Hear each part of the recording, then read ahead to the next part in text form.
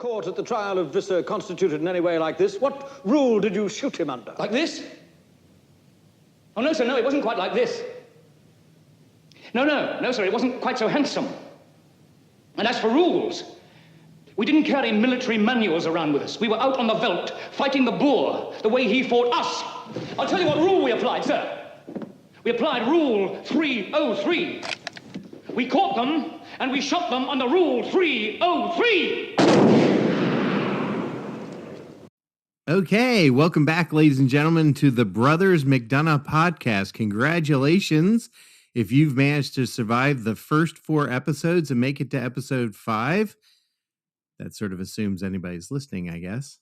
Yes, welcome back, assuming that anybody has come back for a listen. Once again, I am Mark. And I am David. And we are the Brothers McDonough. Now I have to do our disclaimer. We are actually 2/3 of the Brothers McDonough. Yes, that is correct. The other brother McDonough, Michael, is in a better place. Ohio. Yes, and a shout out to him. That's our standard disclaimer. So we're going to get right into it today. We're going to talk about a man who is extremely well known in history and of which many people have a very clear picture. But we're going to talk about some things about him that we think very few people know and understand. So David, tell me, what do you think of when you think of Winston Churchill? Well, Mark, there used to be a cartoon character, just like we have Uncle Sam. The British have a cartoon character named John Bull, a portly gentleman who represents the spirit of England. And I would say Winston Churchill is the embodiment of John Bull. He was a heavy-set, hard-drinking, cigar chain smoking. In spite of these bad habits, he lived until 1965. I don't know exactly how old he was, but he hung on for a long time. God, he must have been around 90 if I'm doing quick math based on how old I know he was at the turn of the century. But he's best known as being the hard ass the world needed during World War II, when the Soviet Union and the United States were trying desperately to stay out of World War II. Britain stood alone against Nazi Germany, and this man was the hard as nails man they needed to run Britain when it looked like there was no hope of winning. You know, I have to just a quick digression on this. If you ever read the book, you want to read a great book, read The Splendid and the Vile, and it's about Churchill's first year in office as prime minister during the Battle of Britain Air War. And there's clear indications from Eric Larson's research that Adolf Hitler had this bizarre belief that Churchill would want peace, despite the fact that Churchill clearly showed he had no interest in making peace with Adolf Hitler. No, Hitler, as usual, was barking up the wrong tree. So what if I were to tell you that before all that we know about Churchill, he was a young aristocrat at the end of the Victorian era who was obsessed with winning medals as an officer in the British Army and risking his life to build his reputation and win fame so he could achieve his ultimate goal of being, get this, Prime Minister of England. Oh, not Canada? Okay. He was arrogant and absurdly overconfident, and it seems from several sources a pretty big pain in the backside, but oddly, it all worked out for him. So today we're going to talk about how he secured his grasp on fame and also on being seen as incredibly brave and resourceful when he managed to escape captivity when taken prisoner during the Second Boer War in South Africa at the turn of the century. And for those of you following along at home, that's BOER, though I think it's safe to say that since these folks were fundamentalist, we believe Calvinist Christians, farmers who lived in a very hardscrabble life out on the Transvaal of South Africa, BORE may have been a better fit for them. Before we get to who the Boers were and why they were going to go to war for the second time against what was the world's most powerful military at that time, we have 2 brief digressions. First, we have to give a shout out to my favorite historical writer, Candace Millard. This episode, just as our first episode with Garfield, was inspired by her book Hero of the Empire, which chronicles Churchill's capture and daring escape against tremendous odds. We'll put a link to how to buy the book in the show notes. And Dave, the second digression is, what was the Victorian era? Well, the Victorian era, as you know, was named after Queen Victoria. Queen Victoria set a kind of a tone for Great Britain and England. She was, well, some might say that she was prudish, despite the many, many children she had with Prince Albert, her prince consort. But apparently, there was a time of religious devotion and a time where England and the British Empire was in its ascendancy. They had the British Raj in India, which was the jewel of the British crown. Canada and Australia, they had, so their empire stretched from Asia to the Americas, spheres of influence in China, and of course, there was the mad grab for Africa. Now, this wasn't just a British thing. There was a French editorial writer who wrote a famous opinion that, hey, if France doesn't jump in with both feet on the mad grab or for colonization for Africa, they didn't call it a mad grab. If we don't jump in here and get us some colonies in Africa, France is going to have no more influence on Europe than Greece. And England out colonized all the other colonial powers. The Germans wanted in, the Belgians wanted in, the Spanish wanted in, but Britain had at one time, a little later than the time period we're talking about, they had colonized Africa from Cairo to the Cape. And we're going to find out a little bit about how they got a hold of the Cape today. There you go. So let's figure out how exactly an aristocrat, a young aristocrat, wealthy young man, Winston Churchill, got himself into so many adventures. I took this quote from the author Douglas Russell on his book, Winston Churchill, Soldier, The Military Life of a Gentleman at War. Yeah, gentlemen. So this quote goes, Winston Churchill, in his memoir, My Early Life, famously wrote, 20 to 25, those are the years. Indeed, those were years of great adventure and real achievement for the young lieutenant of the 4th Queen's Own Hussars, which, by the way, is like a light cavalry unit used to do hit and run kind of war tactics. During those years from 1895 to 1900, and today we're going to talk about 1899 to 1900, Churchill saw combat in Cuba, India, Sudan, and South Africa, was mentioned in dispatch and recommended for a decoration, earned 4 campaign medals, and the Spanish Order of Military Merit, wrote 5 books, and we're going to talk about that later. Like, this guy was prolific in his writing. Wrote 5 books, established himself as a popular war correspondent and lecturer, gained international fame when he escaped prison, that's today's episode, and was elected to a seat in Parliament all before his 26th birthday. Whew, I'm exhausted just reading the list. Wow, he did all that by the time he was 26. I suddenly feel like a lazy sack of crap. Yeah, no, Churchill could put a lot of people to shame. In terms, I won a game of Trivial Pursuit once. Wow, I don't know that.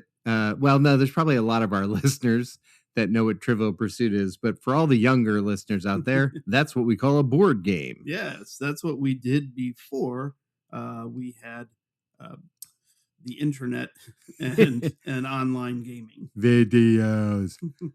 So anyway, let's just talk for one quick second about the nature of military service. So Churchill, as I listed off those many engagements, was from time to time an officer in the British Army. And at that time, you could more or less buy commissions or get arrangements to get commissions in the Army. He did not just stay in the Army. If there was no war to be fought, he was out either going into politics or writing. And in the case of South Africa, he attempted to get a commission, but it didn't really come together in the book as they explain it. So he went to his next best alternative to get himself into battle, which was to be a war correspondent. In this case, he was a war correspondent for the Morning Post of London. And in Millard's book, she makes clear that I think it's that Churchill was either, well, first off, he was very sought after. And then secondly, he was either the highest paid or close to the highest paid. And one of the things, if you happen to read the book, this guy, like he brought a manservant with him wherever he went. He had wine. He like He for a was guy living in at war, Mark. Yeah, he needs his valet even in combat. Oh my God. So that's sort of how he ends up in all this. So Dave, back to the Boers. Well, actually, before we get to the Boers, I do want to say one thing. One of the reasons that Churchill was so driven to succeed was no doubt he wasn't the first Winston Churchill. There was a Winston Churchill who was on the wrong side of the English Civil War, and he was a member of the aristocracy, and his son, John Churchill, became the first Duke of Marlborough. And he did that because Great Britain went to war with Louis XIV's armies during the War of the Spanish Succession. And the money was on the French. They were going to pound the crap out of England, but John Churchill routed Louis's armies again and again, and especially at Blenheim. So Queen Anne built this magnificent palace, which I believe Churchill was born in, because he was a direct descendant of the Duke of Marlborough, although he wasn't himself a Duke of Marlborough. She built this magnificent palace, which they named Blenheim after John Churchill's great military victory. And so you have this long lineage of important people. His father was a member of Parliament and a high-ranking, I believe he was the Chancellor of the Exchequer. He was.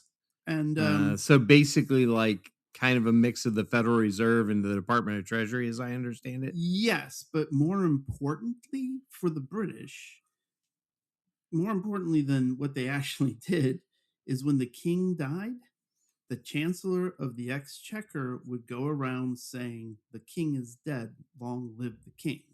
Before the king died and the new king was crowned, the Chancellor of the Exchequer, according to Hirschfield, my teacher at St. Mary's College, the Chancellor of the Exchequer represented the law and the continuation. So it's a big deal to be the Chancellor of the Exchequer. But I think the reason that Churchill was so driven to do well in life, and especially to get military glory, which is what he wanted more than anything, was he wanted to live up to the legend of the Duke of Marlborough. So he was going to try and get that fighting ultra-conservative Christian farmers in South Africa. Hey, man, whatever works. Whatever war's available at the time you need a war. So we're back now to the issue of the Boers. Okay. So October of 1899, the Boers found themselves in a second war for control of the area known as South Africa. Now, the Boers were a strange amalgam of Dutch settlers, German settlers. Germany was trying to get in on the colony game, but a lot of Germans apparently settled in South Africa. And you may remember, if you were paying attention during Richelieu Part 1, you didn't fall asleep, the Protestants in France, the Huguenots, while Richelieu never and Louis XIII never they never retracted the Edict of Nantes, Louis XIV of France did, in fact, revoke the Edict of Nantes. We have a date here, on October 18th, 1685. When that happened, some of the Huguenots settled in Northern Ireland, where Well, they had a bumpy ride going forward there too. But some of them also wound up in South Africa. So it was a strange mixture of Dutch settlers, Germans, and French Huguenots who wound up settling in Africa. They were independently minded, I believe, mostly Calvinistic in their thinking, very religious, and they uh, they they were up against it because unfortunately South Africa is blessed with all kinds of mineral wealth, Yeah. including gold. And when they found gold and diamonds, I guess the British thought, hey, maybe we should add that to our growing empire. Yeah, no question that the Boer War ultimately came out of the time when Britain, because more British subjects were going there and sort of pushing in on the Boers, who wanted sort of a simple, I don't want to call it Amish, but sort of like a simple farming life, self-sustaining. The British were sort of coming there to reap the wealth of the minerals and other natural resources in South Africa. Yeah, most of the Boers lived a pretty hard scrabble life, it seems to Yeah. me. There is there's a quote here from is this the National Academy of Military Tactics? Is I that what this think is? that was what it was. Says- We'll post it in the Yeah. chat for anybody's interested. The origins of the Boer War lay in Britain's desire to unite or confederate the British South African territories of the Cape Colony and Natal with the Boer republics of the Orange Free State and the South African Republic, also known as the Transvaal. The Boers, Afrikaans speaking farmers, wanted to maintain their independence. Indeed, in 1880 to 1881, the Transvaal Boers had successfully fought the British in order to achieve this. As is often the case, okay, we're done with the quote. As is often the case, money and wealth became the key issue for Britain and their desire to control South Africa. When gold was discovered in late 1800s, the country was flooded by British citizens. When they came in conflict with the Boers, the British government was forced to assert more control. By late 1899, the Boers were ready to literally do battle with England, so the South African Republic, the Boers led by Paul Kruger, sent Britain an ultimatum to pack their trash and get out. So tell me, Dave, what normally happened when the British government during that time period was told to leave a colony? Well, we asked them politely to leave with a thing. I think that maybe they would have left if instead of Declaration of Independence, we had called it 30 Things I Hate About You. But that's another story for another episode. And it seems like the more you tell the British to go, the more they stick around. Yeah, seems like they were dug in. Just ask the descendants of the Huguenots in Northern Ireland who want the British to stay. But anyway, so the British saw the Boers as a bunch of hayseeds, incapable of presenting a real threat to their massive army. And boy, oh boy, they could not have been more wrong.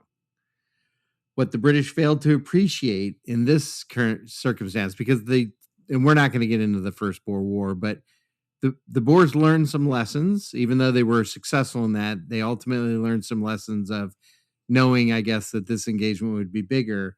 And they came prepared to fight. They spent years stockpiling weapons and thinking about tactics. And the British sort of walked right into it. We have another quote from that military academy website. British tactics, which had generally proved successful against poorly armed opponents, turned out to be disastrous when used against the Boers. The British launched frontal attacks on concealed Boers positions. These were ineffective and led to several deaths in December 1899. Using modern rifles and smokeless powder, the Boers were able to snipe at British infantry from long distance before withdrawing to avoid any set-piece confrontation. They were highly mobile, adept in fieldcraft, and used to life on the high veldt. I have to love the wording of the quotes that we just read from the National Academy of British Military Tactics, like their desire to unite or confederate the British South African territories of Cape. They had gold. The British wanted gold. British citizens were moving in and making a nuisance of themselves until the Boers got fed up and tried to kick them out. And there was a war. So interestingly, maybe I'll just touch on one other piece here. So the start of the war goes just atrociously bad for the British. They have what is referred to as Black Week. So this is sort of into the fall of 1899. The British sort of walk in thinking, okay, let's smoke these guys. And they just suffered defeat after defeat. And eventually the Boers lay siege to a number of towns, including one called Ladysmith. And it's sort of at that point in the process that Winston enters the picture. Did they learn nothing from the first Boer War, Mark? Apparently nobody took notes. And they just didn't realize what they were getting into. So, we're not going to go through a lot of the tactics for the Boer War and sort of what happened precisely, and we'll sort of jump ahead. So not able to get himself a commission, but instead able to get himself a job as a correspondent. He gets on sort of the first major ship heading out to South Africa, full of soldiers, full of generals and colonels.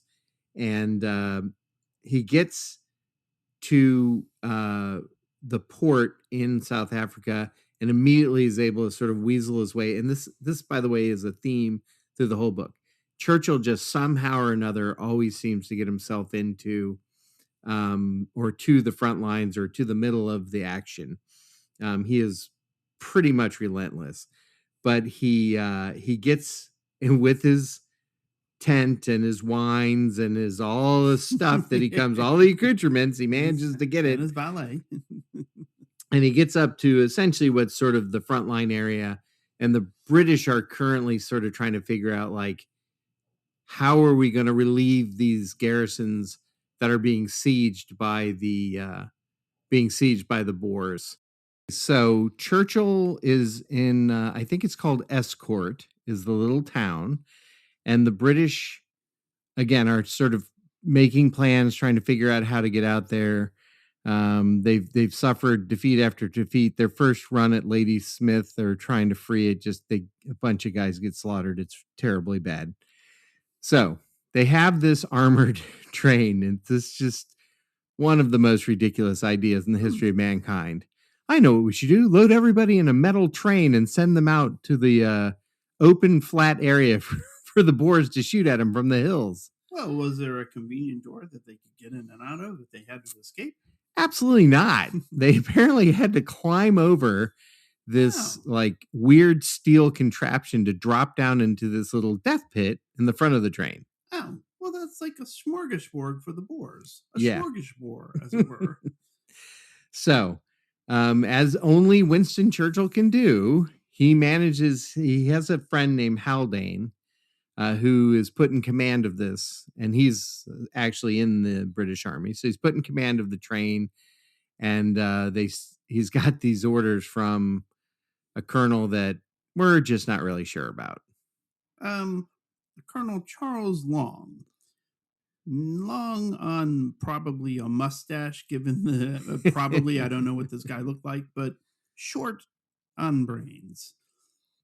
Yeah, so Long sends the train out to quote unquote do reconnaissance to find out where the Boers are. And I could have helped them with that. They're over there. They're all up in the hills, sir. They're in the Transvaal. And there's a lot of them, sir. So Haldane sort of takes this, stiff upper lip, takes this really crappy assignment, and he's got Churchill with him, and they chug down the tracks. And not surprisingly, the very smart Boer commander says, I'm going to let this train chug by. Then I'm going to go back and I'm going to put a bunch of rocks in the track. Then I'm going to start shooting at them. So they go backwards, hit the rocks and derail the train. Wow, this is the kind of radical thinking military genius that the Boers applied in their battle against Great Britain. So, two things about Churchill to think about when he's heading into this disaster. One, he has a Mauser pistol with him, so he's a heavily armed reporter. Mhm. And two, he's wearing a khaki jacket, which is pretty much what the English army was wearing at that time. So he looks a little indistinguishable from every other British soldier around him. I have a question, if I may interrupt you. By all means. Wasn't Churchill like sharing a tent with like two other correspondents? He was indeed. And I can't remember. I think one of them may have also gotten on the train, but the other one did not and wanted no part of it. Well, what I recall is they woke up, Churchill's going to the train, and they said, we're not going. So there you go. Atkins and some other guy. Right. And they were just like, they like rolled over and went back to sleep, which is what I would have done. Yeah. Like, get on the train of death? No, thank you. There's no glory happening in that knapsack. You need to get out there and be in the middle of the action. Let us know what happens today, Churchill, so we can tell our newspapers. So, needless to say, the trap is sprung. The train is derailed. And Haldane is injured, suffers a leg injury, and he's not able to get out of the little death box that he's in. With a bunch of soldiers. So he literally gives his binoculars to Churchill, and Churchill engages, goes over the top, and is out there sort of surveying the field. Now, interestingly, the dispatches that come back from this train wreck are that Churchill acts incredibly valiant. He rallies the men, right? They're taking fire. They're sitting ducks. They're trying to get the train back sort of on the tracks, if you will, or get the wrecked car on the one end of the train out of the way. And in doing so, he climbs up on the engine. He takes his Mauser pistol out and he sets it down. And then he's running around sort of giving orders, as reporters often do in battle. He's always in charge. That's right. And the Boers descend on him. And the two Boers basically ride down on him on horses, and he reaches in his pocket and he has no pistol. Now, again, And we joked about this earlier. Like I read a book years ago, which sort of was a kind of a religious book. And it was talking about the idea that maybe Winston Churchill was preordained by God to do some things on earth. I'm not sure I buy into any of this description, but I have to tell you, after reading this book, the number of times this guy escapes death, you start to think, maybe he did have somebody up there likes him. So mercifully, because if he has the pistol, he pulls it out and he highly likely gets shot and killed.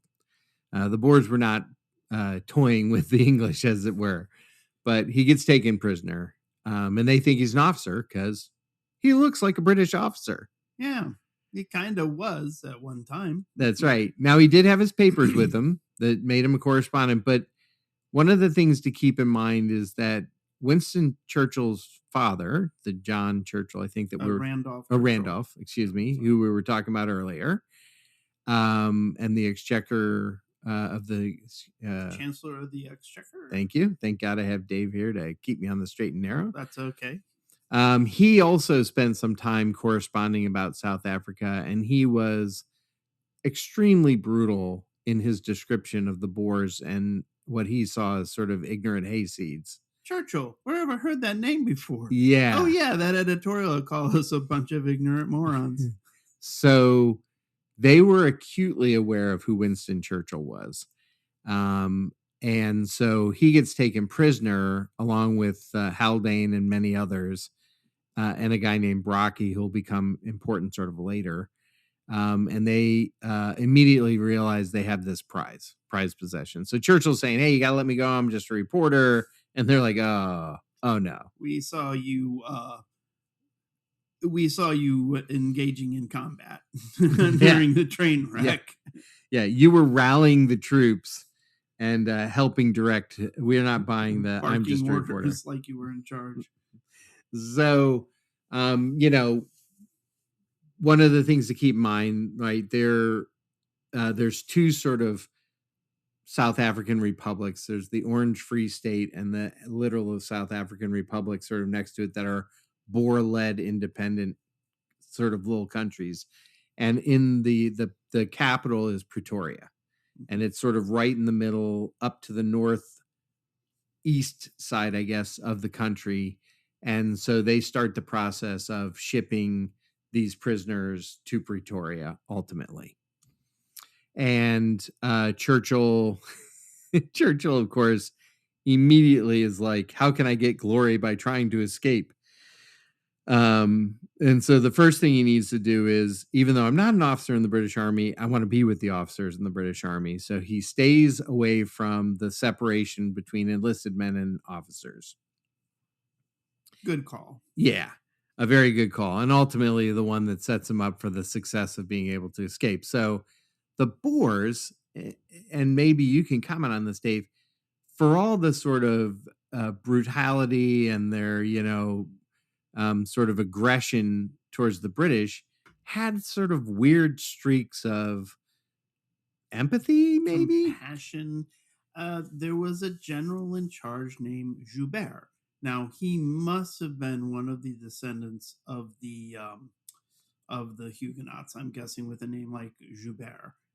General Joubert, I think he was a pretty good general, but if memory serves me correctly, he had a standing order that you wouldn't shoot at the retreating British if they were winning a battle, because he didn't want to take unfair advantage of the enemy's misfortune.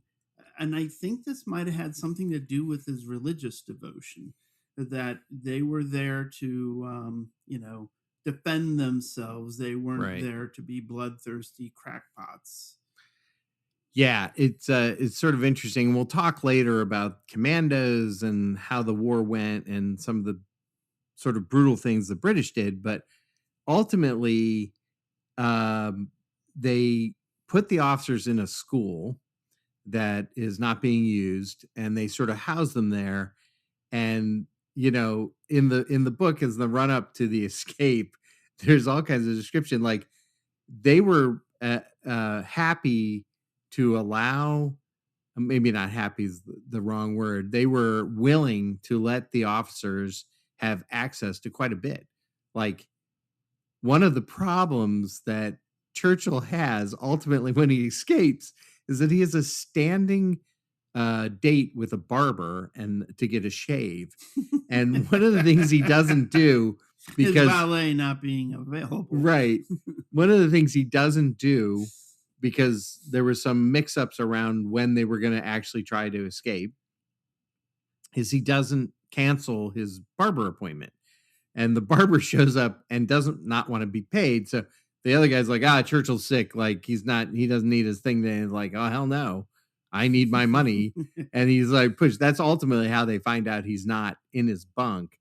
The barber sort of demands to go see him. But, he had suits made when he was in captivity. He was ultimately able to buy a hat, like all these other conveniences and things that he needed. Quite a bit. Telegrams. Yeah. Yeah. So anyway, he's now in this school. It's heading on towards December, later in the fall. Things are still not going well for the British. So it's like very depressing for the officers. And Haldane and a guy named Brookie, they're all trying to hatch schemes. And one of the funny things they talk about in the book is that every scheme that Winston Churchill hatches is the most audacious, ridiculous, never going to work. And the man loved danger. Oh my God. He was like Frank Sinatra in Ocean's 11. He loved danger. It was just kind of ridiculous. And you start to think to yourself, like, if he had just gone with any of his plots, he never would have gotten out. But he weasels his way into this plot or escape plan that Haldane and Brookie have come up with. And Brookie's pissed. He doesn't want to bring him. And Haldane, had become really a confidant with Churchill. And even though Churchill was clearly a pain in the butt, he sort of lets him in on it, right? And I think maybe Haldane realized that if he didn't. He was never going to get rid of them. Yeah. Like, so anyway, it has to do with the idea of having an opportunity out in the courtyard in the evening, jumping this fence basically into a house, the courtyard next to him. And long story short, the guards moving around, Haldane and Brookie aren't able to go, but then Churchill, they sort of go back into the school area. Churchill shows up. The guard is not there. He goes over the fence, not realizing that Brookie and Haldane are not like poised to come with him. And he's on the other side, like in these people's garden, literally a house next to the school. I'd like to be in South Africa in some Boer guy's garden on the run. So he's hiding down, and another officer comes up, a British officer comes up and is like, hey, like, they can't come. The guard's coming back. So he's hiding out there for a while. Meanwhile, Haldane and Brookie are like, where's Churchill? And they're like, oh, crap. So they go, and we'll talk about it a little bit more in a second, but they go and they go to his bunk to see if he's there, and they find a letter. Oh, because when you escape, you want to explain, no hard feelings. Yes, in the series of sort of weird things about Victorian era warfare and Winston Churchill in particular, Winston Churchill wrote a letter. Now, in his defense, I guess, maybe, he had been corresponding with the Secretary of State, a guy named D'Souza, to sort of say, like, you shouldn't be holding me. I'm not a soldier. And so he decided that he needed to leave him a farewell correspondence. The utter and complete height of arrogance. Yeah. When Churchill wasn't going to war and putting himself in terrible peril, the man was writing books. I think in the other, you had pointed out, was it 5 books by the time he was 26? Yeah. Yeah. And one of the books, by the way, was What We Owe the Boers, which I believe was a treatise on, hey, we should go back there and get those Boers. Well, he was a little more diplomatic, maybe. I'm not even sure, question mark. But I just hear have the to... tone of this letter, like, I escaped, and let's see what he had to say. So this is just so wonderful. You do it in a British accent? Good day, sir. Dear Mr. D'Souza. I don't think I can sustain this. Okay. I do not consider that your government was justified in holding me, a press correspondent and a non-combatant, a prisoner.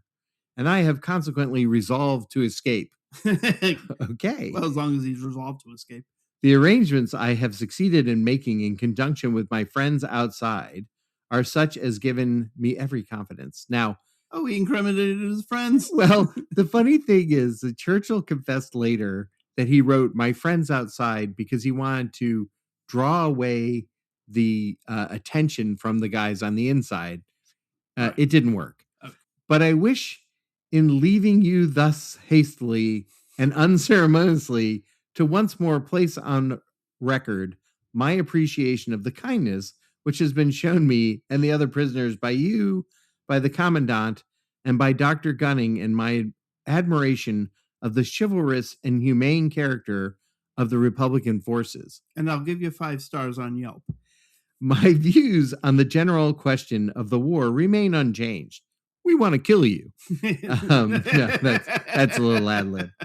But I shall always retain a feeling of high respect for the several classes of the burghers, which was a term they used to describe the Boers, I have met, and on reaching the British lines, I will set forth a truthful and impartial account of my experience in Pretoria.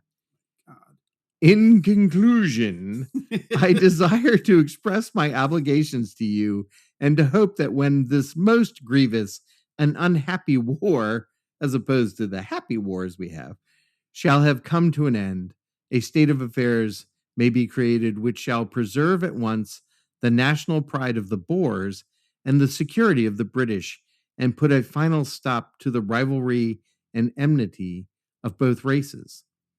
Regretting that circumstances have not permitted me to bid you a personal farewell, believe me, yours very sincerely, Winston Churchill, December 11th, 1899. That is the nicest escape note ever written, and probably the only escape note ever written. Why write an escape note? And for that matter, that ain't a note. That's like a PhD dissertation.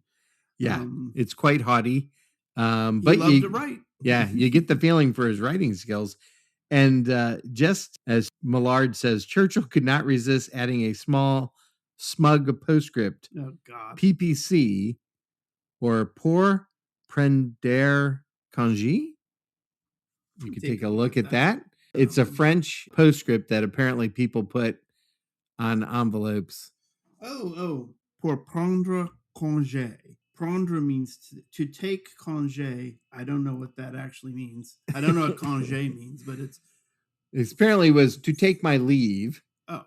And it was often used by members of the British aristocracy who scribbled it on their calling cards and dropped them on tables with white gloved hands. So do you think that this was like, it sounded like he was being a really nice guy until he put that in? Do you think it was, that was like a bit of a so long suckers, but just in fancy pants words? You know, despite all the phraseology put in there around, oh, I'm so sorry we can't be besties, I think it was just straight arrogance on the part of Churchill.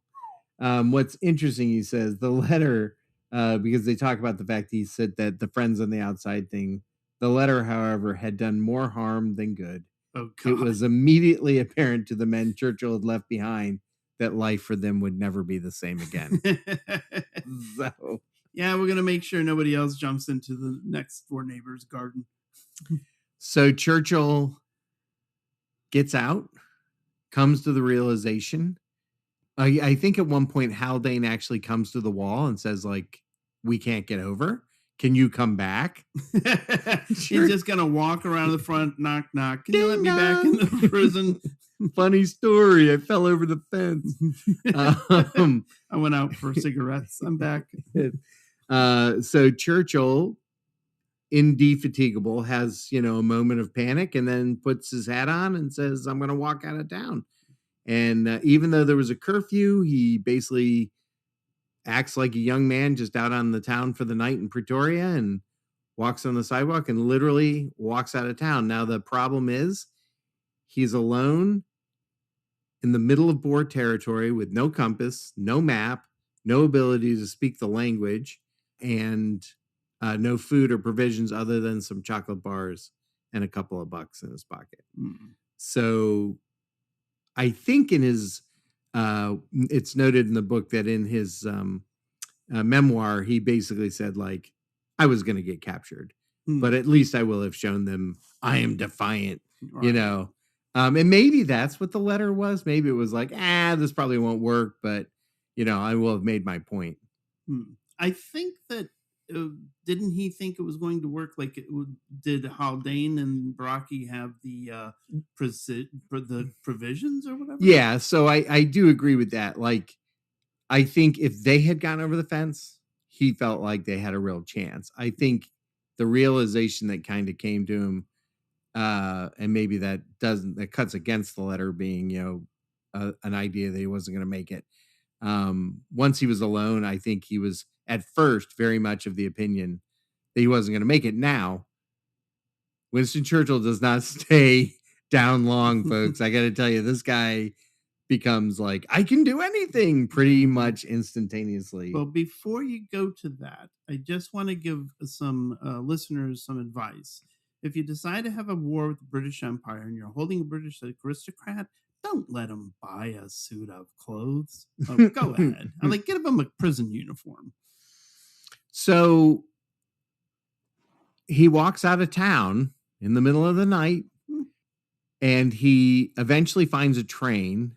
He doesn't have a compass, so he's not totally sure, but as in pure Winston Churchill, he manages to jump on a train that takes him east because he's trying to get to a port that is, I guess, ruled by the Portuguese, sort of free Portuguese Africa or East Africa. Fun fact, ladies and gentlemen, Portugal and England signed a trade agreement and an alliance in the 1300s that is still officially active today. So yeah, if you're a British guy running around Africa and the closest Portuguese colony, you should be okay. So it takes the Boers a little while to figure out he's not there. The guys back at camp do their best. Unfortunately, the barber shows up and starts kicking around looking for his money. They find the letter because, of course, the officers can't take the letter off them. Yeah, if they get caught with that letter, they're really cooked. Yeah. Doesn't look good to have the going away letter. Yeah. So they find the letter, and ultimately the Boers go nuts and they start looking for him in extreme levels. Now, again, sort of good for Churchill is they pretty quickly come to the conclusion there's no way this sassy little aristocratic guy is out in the middle of the Transvaal. He must be in Pretoria somewhere hiding. And there were still British sympathizers all through Pretoria. It was a weird mixed up place, right? There were Dutch in the English areas. There were English in the Dutch areas. So they started, and the book describes these sort of intense house-to-house searches. Yeah. Little did they know, he was pretty much long gone by morning. He jumped that freight train and almost cut his legs off, but managed to get on the thing. And that's the other thing, by the way. Churchill was like a walking physical mess. Even by 25, he had hurt his shoulder and done a couple of other things, but still he managed to just endeavor to get through this. So he starts this crazy process across the country. He hides out during the heat of the day. There's not a lot of trees. It's not a lot of forest in South Africa. Yeah. He's trying to find water. He doesn't have much food. A few days go by and he's getting pretty desperate. And, he's trying to get close to train stations out in the wilderness when he gets dropped off. Like he jumps out early and then he tries to get close to jump on another train. But little does he know they're not really running trains at night. So this becomes problematic for him. Yeah. And they're searching all over. So he sees lights one night and this is just Churchill to the epitome of this whole story. He sees a village. He thinks it's like a tribe. Now, mind you, he doesn't speak like Zulu. He walks down figuring he's just going to talk his way into this tribe of Aboriginal Africans. And he turns out to be a mining company, basically, like a coal mining company. And he goes up and he knocks on the door. And wouldn't you know it, the owners of the coal mining company are British. This man was born under a lucky star. Yeah, multiple lucky stars. So he pounds on this door and he comes up with this crazy story about how he's been in an accident and his cart or his horse, he fell off it. It's just getting wilder and wilder. And the guy invites him in. And the guy has a gun. Mm-hmm. And he sets the gun down on the table. And in the book, they talk about the idea that Churchill thinks about like grabbing the gun and shooting the guy, but realizes this is probably not my best play. The guy comes back in. It turns out, thank God he didn't shoot him because this guy ends up saving Churchill's life, right? Wow. He's this English guy. He immediately gives him food. They talk, but the immediate problem becomes twofold. One, there's lots of Boers around, and they have two Dutch housekeepers. Yeah. And he said, and interestingly enough, he confirmed it to Churchill later. He gave Churchill like a leg of mutton. And Churchill, of course, was starving. He hadn't eaten for several days. He's like scarfing this thing down.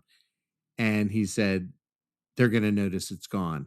Like, they're not going to understand why that piece of mutton is not in the fridge anymore. Yeah. So anyway, they hatch up. There's two Scotsmen that are working the coal mines with them. And they ultimately decide to take him deep down into the mine and put him into a mine shaft that is no longer in use. Yeah, well, that must have been very comfortable. Oh, right? Yeah. It was excellent. So he's in pitch black, total darkness with a mattress. They give him some cigars and some matches. Because you got to have a cigar if you're Churchill, even if you're on the run from the Boers. But tell him don't make any noise and don't make any like weird, lights or anything. And it's like, well, why'd you give him something that's going to stink? But anyway, while he's laying there in the pitch black, he finds out how many rats are in mines. Oh. Well, that's kind of uncomfortable. Extremely uncomfortable. And the description is quite brutal in the book of basically rats climbing all over him. Ew. And they were quite aggressive. And they wanted what little food they left him with. He manages to get by, but it's like not... Orwell's at 1984. Yeah, when another Winston gets caught covered in rats. It's synchronicity, ladies and gentlemen. Maybe that was the inspiration, but maybe.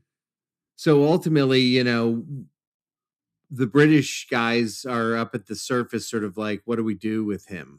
Like, what do you do with a problem like Winston? Oh, no. Sorry. Like, back to The Sound of Music.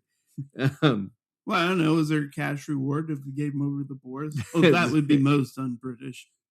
That's right. Queen Victoria would hang her head in shame if we did that. And meanwhile, the Boers don't want to admit to people that he's escaped. He's still here. He was just here. He's in the bathroom. They're running around trying to catch him. There's all kinds of false reports of them finding him.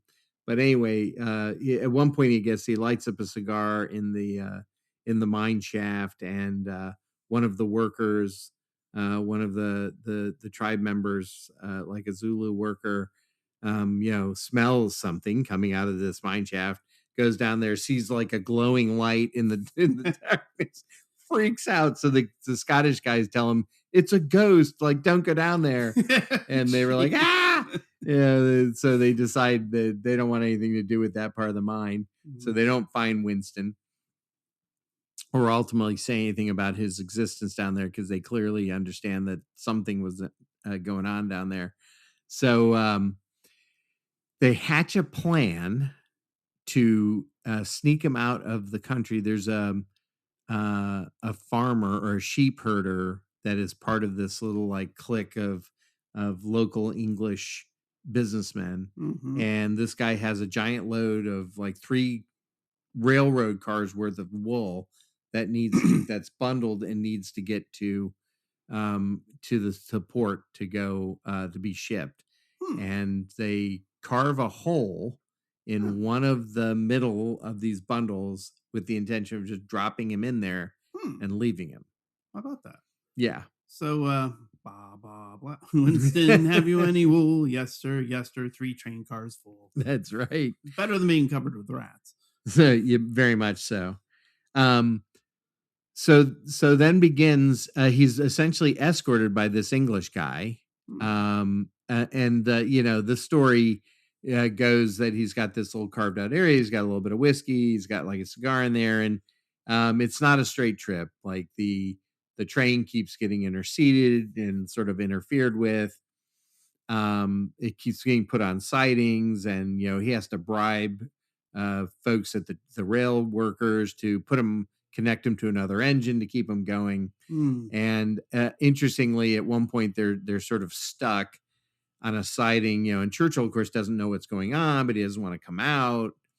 And the guy goes down the street to a local restaurant, and there's like a Boer commando in there, like, we've caught him, we've got the Englishman. And the guy sort of like stops, like, oh no, they caught the guy hiding in my wool car. Right. And then they drag in this guy who is clearly not Winston Churchill. I'd give anything to see the schlub that they thought they caught. And he's like, oh, thank God, that's not him. So they get underway, and ultimately he makes it over the border. And even then it's a little bit hairy. Like, you can't just jump out of the train, and because even though in theory it's an independent area, it's a fairly lawless area. There is a British embassy there, or consulate, I suppose. And so he has to, he sort of follows his English companion, not right next to each other, so they don't raise any. And as could only happen, Churchill shows up and demands to see the consulate general. And of course, this guy's like up to his arm. There's a war being fought on, and he's like, I don't have time to see this idiot. Some dirty guy showed up in khaki and demands to see you, sir. And he doesn't explain, I'm Winston Churchill. Like, you got to get me to this guy. He's, Churchill's just like, I am an aristocrat. Therefore, sir, you will see me. But anyway, long story short is they see him, they realize who he is. And, ironically enough, it sort of becomes a turning point for the English. They rally behind this massively. Yeah. If I can just interject for a moment, I mentioned that General Joubert was very compassionate and wouldn't even fire on retreating British troops. General Joubert, while Winston was a guest of the Boers prison system, Joubert fell off his horse and died of period downtime. He died of something when he got thrown off his horse. And another man named probably blunt force trauma with the ground. There was a fancy diagnosis. He probably got an infection. Right. He broke something. But the new guy took over. His name was General Botha, and no more Mr. Nicebour. No.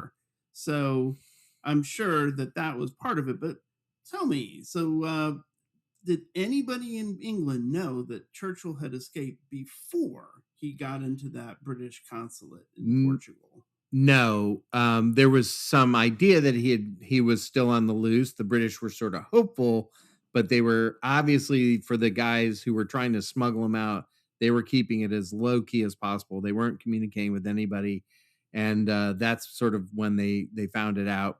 Of course, they throw him on a ship and they sail him back to, I think it's Durban, the port that he originally comes into. That's clearly in British control, and he's met with a welcome. And it's kind of funny. You get the feeling when you're reading the book that Churchill was a little surprised by how much people were stoked, even though this is exactly what he wanted, right? Mm-hmm. And he very much sort of felt like it was his birthright.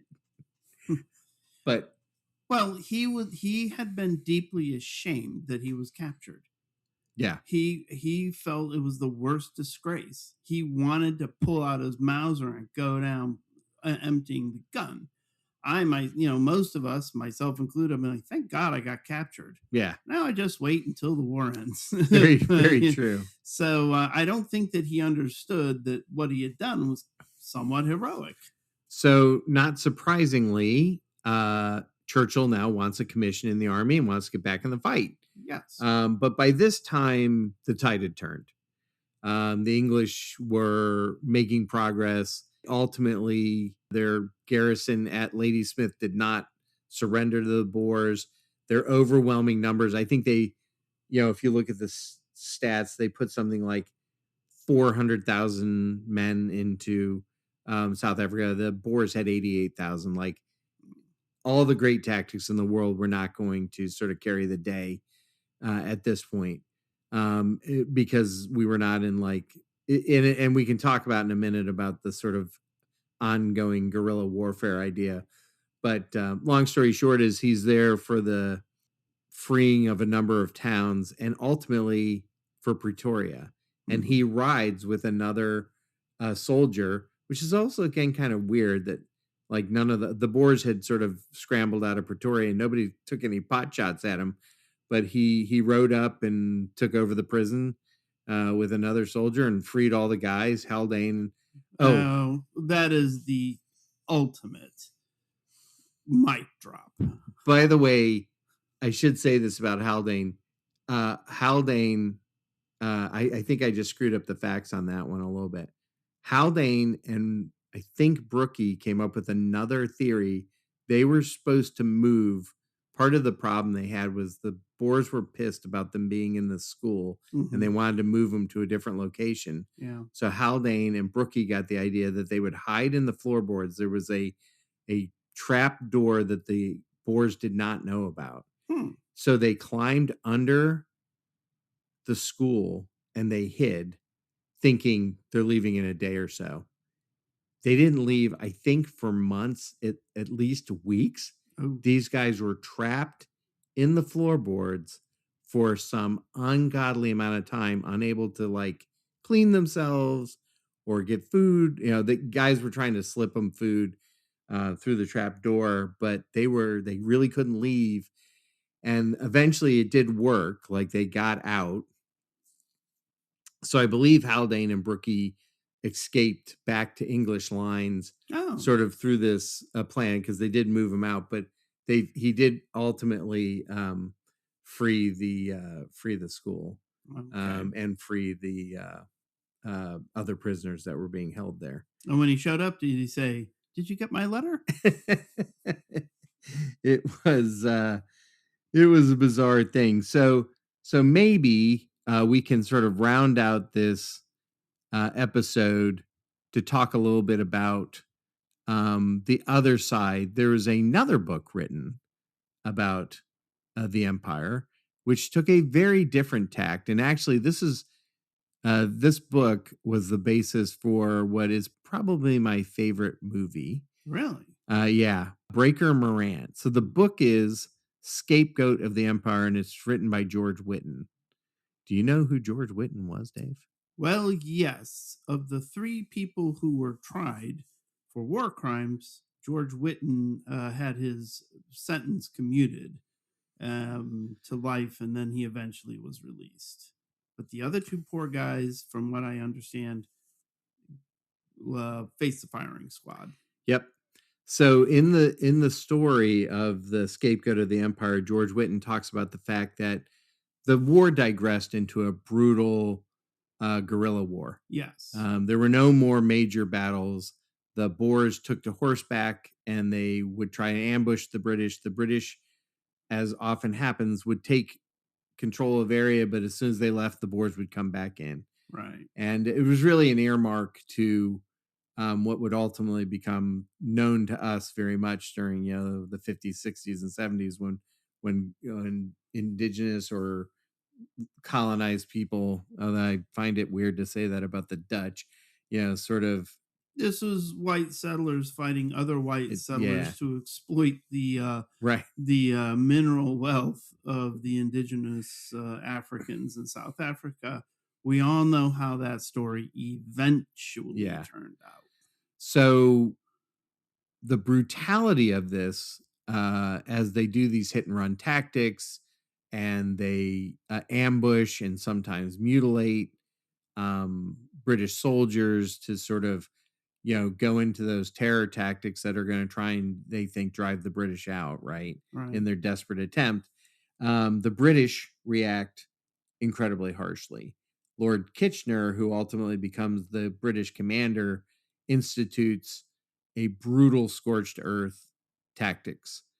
And 3 Australians, although Harry Morant was really English, but he moved to Australia. Mm-hmm. A guy named Hancock, a lieutenant, and George Witton, another lieutenant, of like a very young lieutenant for the Australian Army, get charged with killing Boer prisoners and assassinating a local Dutch reverend who the British High Command believes saw them killing prisoners, and therefore they wanted to eliminate them. Okay. Maybe I don't remember the movie right, but I thought that the Reverend was was transporting information. Yeah, that's what Hancock and others believed. So that was their explanation. We killed this guy because he was a spy, effectively. But the he wasn't given a trial or anything. Right. The British government said, no, you shot him because he saw you killing these. But it as a lawyer, everybody knows To Kill a Mockingbird. It's sort of like a story people read and say, the story of how these guys were defended and the really complicated question of holding soldiers accountable for, violence during wartime, and whether Kitchener actually had an order that said, just kill the Boer prisoners. Like, don't keep them. We can't feed them. It is an absolutely brilliant trial movie. Even though it's a war movie, the trial scenes are riveting. that's why it's your favorite movie. Yeah, it really sort of feeds both my interest of history and warfare and my interest in law. And I will say the closing argument by the Australian lawyer who defended them, that scene is unbelievable. The other one is at one point, Harry Morant is a breaker Morant, and he gets the nickname Breaker because he breaks horses, is on the stand, and they're asking him about the rules of engagement. And he gets up and he makes this whole speech about Rule 303 and the Lee Enfield rifles that were issued to the British Army fired a 303 round. Oh. So he says, we live by Rule 303. We were in the bush on the veldt fighting the Boer, and he gets in this really, you can just see the probably post-traumatic stress disorder sort of coming out of this guy of like, we were in this incredibly violent, unknown to us because we were used to sort of civilized warfare, gentlemen soldiers. Yeah. And they were living this thing. So anyway, it's a very interesting juxtaposition and a discussion. And I would recommend the movie to anybody who has an interest in the Boer War. It's a beautifully shot, interesting movie from 1980 that actually weirdly gave me a perspective on the Boer War, a war that probably almost nobody knows about or should.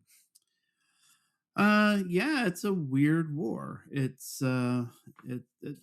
did Cecil Rhodes have anything to do with starting this war?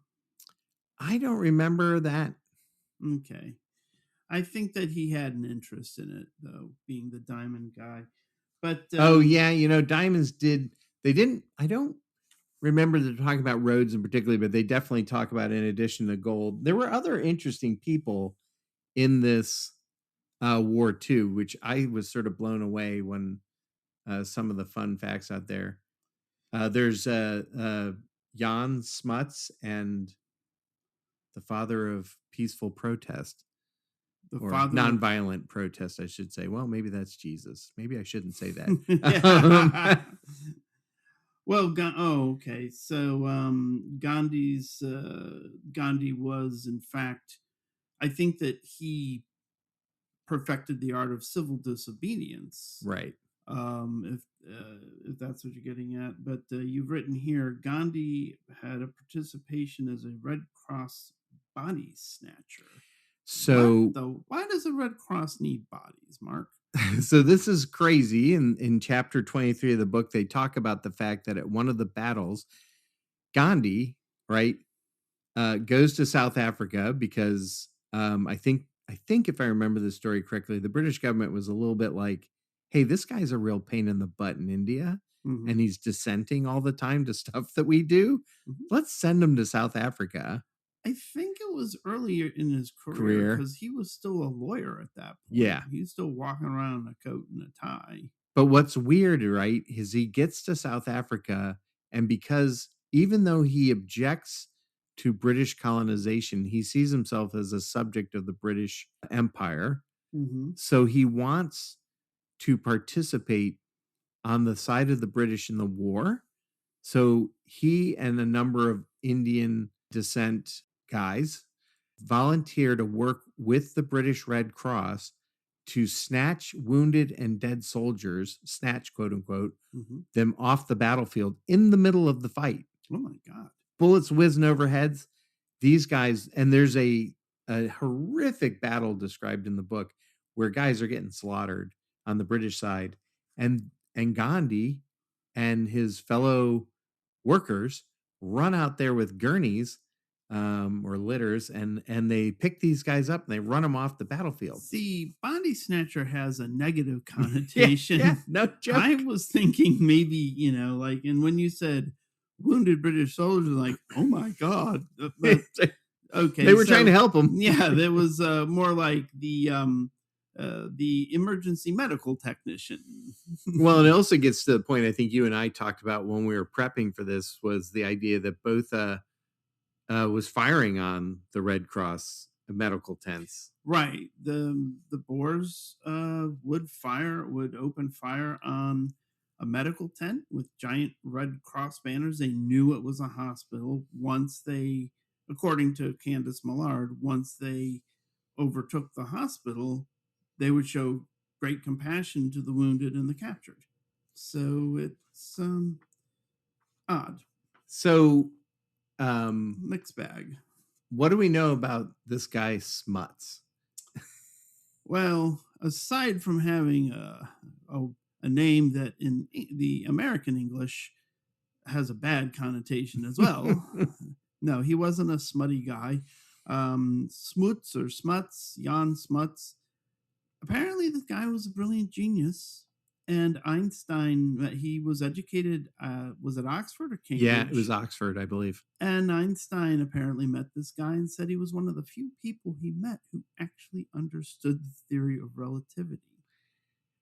And Smuts, I guess, he was like the general counsel, or he was a lawyer for the Boers. Okay. And although I think he participated also as a commander in some of their battles. And the other thing they say in the book is that some famous professor at Oxford was once quoted as saying, of all the people who've graduated from Oxford, only 3 are geniuses. Wow. And Smuts was one of them. Wow. Yeah. It's a little like, what? Hey, well, it was nice that they had a genius in their midst. So anyway, the other thing I had to laugh as I read this book, or listened to it again back after sort of re-listening to it. They're talking about in the book all the different battles, and one is that Churchill was there for the battle, I guess, in Afghanistan with the Pashtuns, and they have a quote in the book of saying Churchill makes reference to the ancient Pashtun saying of, and I thought this was awesome, the ancient Pashtun saying of, you should always kill an Englishman. That just doesn't sound like a saying to me. That just sounds like somebody is pissed off. Yeah, and I don't think it's ancient. Yeah, that's right. I think it only dates back to the 19th century, but So that's it, folks. Winston Churchill goes back to England, becomes a big hero, and becomes a member of Parliament. And the rest is history that you already know. That's right. And 3 guys from Australia could be made scapegoats for the empire, and, well, it doesn't work out for them. Well, one guy gets a book deal. That's true. So there you go. We hope you enjoyed today's episode. We hope it was fast-paced enough. As I said, we'll be putting notes in for some of our sources. There's a lot more that can be dug into the Boer War, believe it or not. And I highly recommend the movie Breaker Morant. I would say go get a videotape, but I don't think they exist anymore, Dave. There's a Blockbuster in Alaska, but I think it's going out of business. Let's hope so. Yeah. So there you go, folks. Okay. We'll be back in 3 weeks with a new exciting adventure and crazy tale. So don't forget, leave us comments as long as they're polite and not hurtful. Feel free to give us a review. Give us 10, 20, 30, 50 stars. Yes, give us the same Yelp rating that Winston Churchill gave his captors. That's right. And follow us on YouTube, follow us on Spotify, and we will continue to hopefully give you a little joy in your life. Yes, until next time when we have another exciting adventure to tell you about. We are the Brothers McDonough. Thanks, everybody.